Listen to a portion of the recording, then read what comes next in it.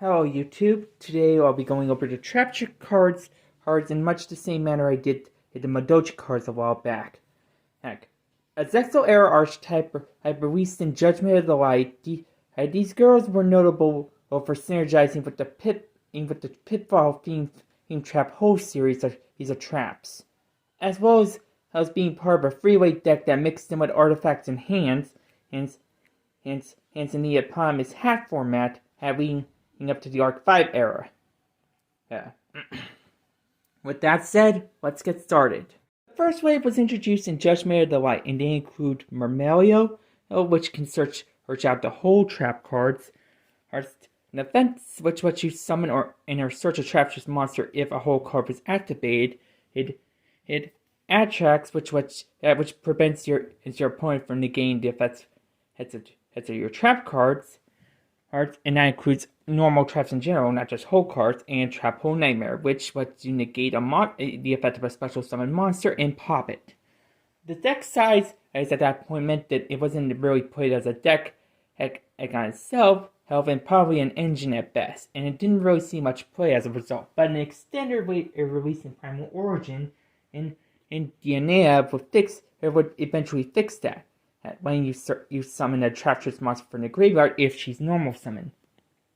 By this point, you should note that they are all level 4 Earth monsters that are either insect or plant type, and that they share the same immunity to whole trap cards.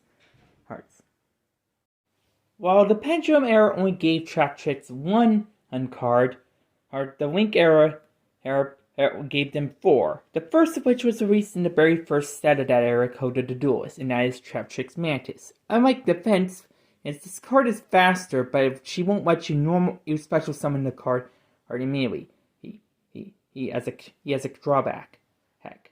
The next card was their Link monster released in Battles of Legends Heroes Revenge in the TCG and Link Brings Pack 2 in the OCG. Sarah. She allows you to search a Traptrix monster or a trap if the opposite card's effects was activated. Following that, Dual Power had a TCG exclusive in the form of Genelicia, who I don't think does that much for the deck. And finally, we have a second extender in the form of the rank 4 Alomeris. Altogether, these cards help the deck's playability, but Ian probably put you with Sarah propelling the deck into rogue status. That being said, they still have a couple of flaws that need us at that point.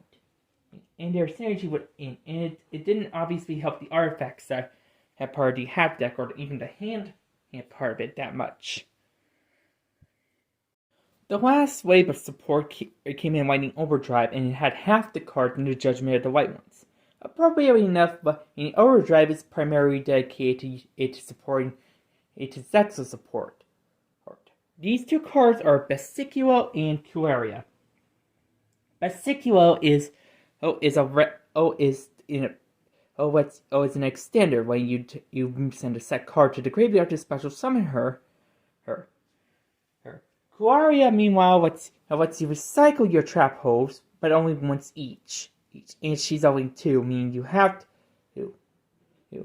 Again, both of these cards were likewise helpful in keeping the deck relevant for a bit. But they still have their issues. A particular note were 2 array cards released around these before Lightning Overdrive. Those being Traptrix, which isn't a part of the Trap Hitchers or Trap Hole card, but serves as general trap support, and Gravedigger's Trap Hole. Gravedigger's in particular has a potent ability that lets you respond to hand traps and has Amber on your opponent, and it's often combined with a Phrygia and non-Traptrix decks and in Traptrix decks alike.